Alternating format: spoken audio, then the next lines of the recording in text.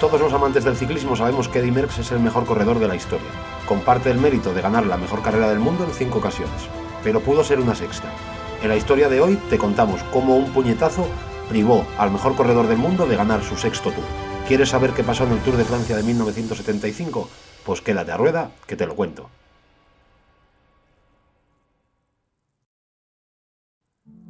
El mes de julio de 1975 se presentaba en Francia con un aroma especial, porque se iba a disputar la carrera más grande, el Tour de Francia, y porque en la línea de salida se iba a encontrar el corredor más grande de la historia, Eddy Merckx, quien iba a buscar en esa edición su 6º triunfo final, lo que le hubiera situado en solitario del Olimpo de la Ronda Gala, puesto que en aquel momento se encontraba igualado a entorchados con Jacques Anquetil.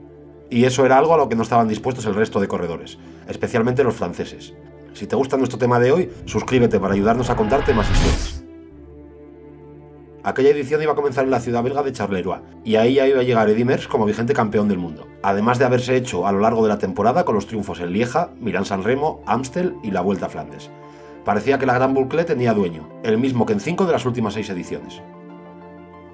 En el prólogo no conseguiría hacerse con el maillot amarillo, pero marcaría el segundo tiempo del día, por detrás del debutante Francesco Moser. El italiano no pudo debutar de mejor manera, ya que consiguió la etapa y un liderato que conservó hasta la corta contrarreloj de la 6ª jornada. En ella Merckx salía con el triunfo y con la prenda amarilla de líder. 3 días más tarde, en una nueva crono en el segundo sector de la etapa 9, el belga refrendaría su liderato. Solo Thévenet parecía aguantarle el pulso aquel día, pero ya se encontraba en la general a más de 2 minutos. El caníbal parecía lanzado a por su 6º Tour. A pesar de ello, la carrera era muy larga y todavía quedaba por disputarse las etapas de alta montaña. En la segunda etapa pirenaica, la que acababa en Saint-Lary-Soulan, Thévenet atacó y consiguió recortarle tiempo al líder. La ventaja al final del día seguía siendo amplia, de 1 minuto y medio, pero lo importante del día son las sensaciones que mostró Thévenet, en gran forma y dispuesto a plantar batalla en las etapas alpinas. Por delante aún iban a quedar 4 grandes etapas de montaña, en las que Francia iba a asistir expectante a la batalla que se iba a presentar entre su héroe local, Bernard Thévenet, y el tirano pentacampeón de la carrera, Eddy Merckx. El viernes 11 de julio iba a tener lugar la disputa de la 14ª etapa entre Aurillac y el volcán del Puy de Dôme. Una vez que la carrera llegó al Puy de Dôme, el líder Merckx parecía tenerlo todo bajo control, hasta que faltaban menos de 5 kilómetros para el final. En ese momento comandaba la carrera en un pequeño grupo, acompañado de su compatriota Van Impe, del francés Thévenet y del holandés Zoetemelk. Sería precisamente en ese punto cuando Thévenet lanzó un potente demarraje, que solo pudo ser respondido por Van Impe. Por detrás, el líder no se preocupaba mucho y prefería mantener su propio ritmo de ascensión, con el dueto cabecero apenas a 50 metros de distancia. Todo estaba bajo control, o eso parecía. Van Impe iba a superar a Thévenet antes de pasar por la pancarta del último kilómetro y se iba a hacer con la victoria de etapa. El corredor galo había flaqueado y Merckx se estaba preparando para realizar una de sus habituales finales lleno de fuerza y conseguir reducir la distancia que los separaba. Pero en los últimos metros, antes de alcanzar la línea de meta, el líder de la carrera recibe un puñetazo en el costado derecho que le deja sin aire. Un espectador de entre la multitud que abarrotaba las rampas del puerto había golpeado a Eddy Merckx. Thévenet cedió 15 segundos en meta, pero consiguió aventajar en 34 a Merckx.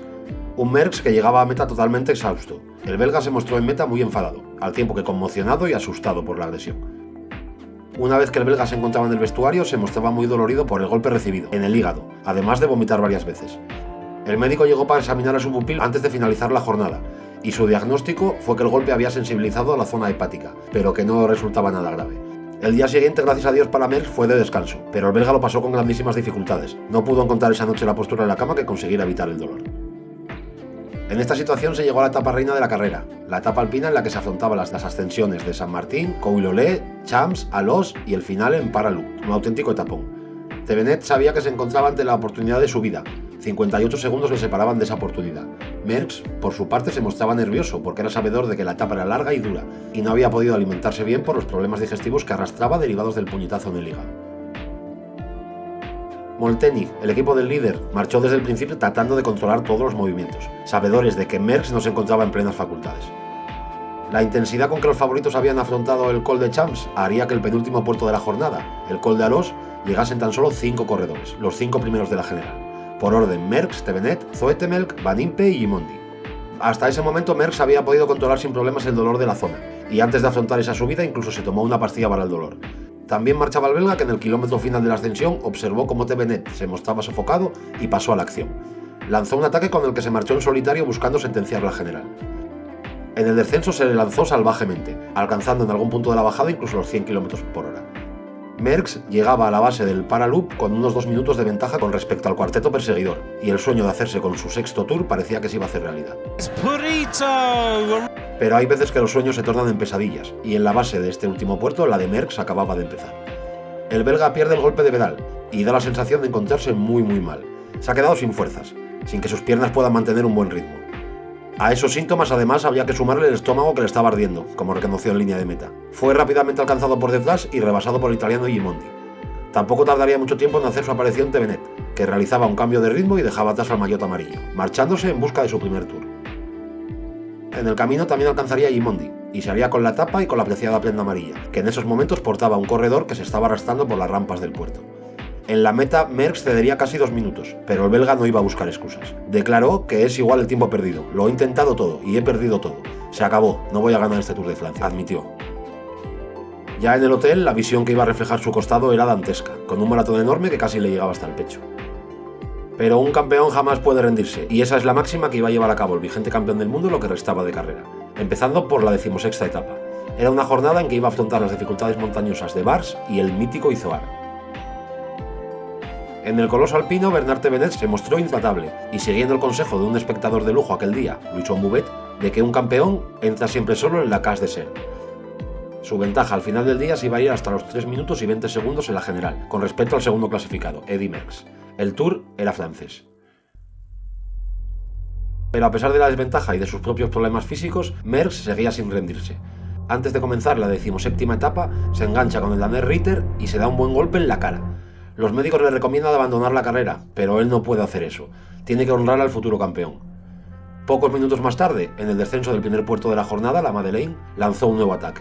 Tevenet volvía a verse por detrás del belga, pero contaba en su lucha con la colaboración de Zoetemelk y Moser, con lo que conseguía neutralizarlo. Demostrando todo su punto de honor, en la Colombière volvería a atacar de nuevo, y llegaría a alcanzar cerca de 2 minutos de ventaja sobre el líder de carrera, quien gracias a la ayuda de varios de sus compañeros nuevamente conseguiría neutralizar esa desventaja.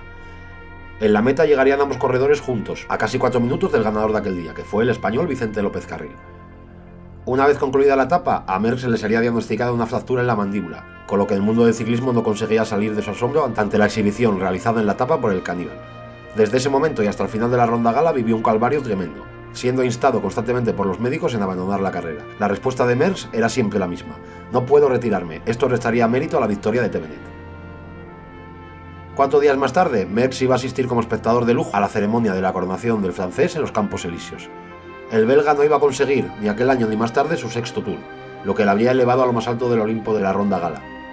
No se llevó el triunfo, pero el caníbal había realizado una de sus mayores demostraciones como corredor en aquella edición. Pero la pregunta es, ¿habría conseguido Merckx la victoria final si no hubiera recibido ese puñetazo?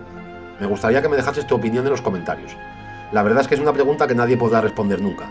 Lo que es seguro es que Merckx llegó a Francia aquel año siendo bastante odiado por el público francés, cansado ya de verle ganar, y se marchó del Tour sin haber conseguido el triunfo, pero habiendo conseguido entrar en los corazones de todos los franceses. Merckx cayó derrotado en aquella edición, pero lo hizo con una actuación digna de un auténtico campeón. Y si quieres seguir disfrutando con historias épicas, no te pierdas la siguiente.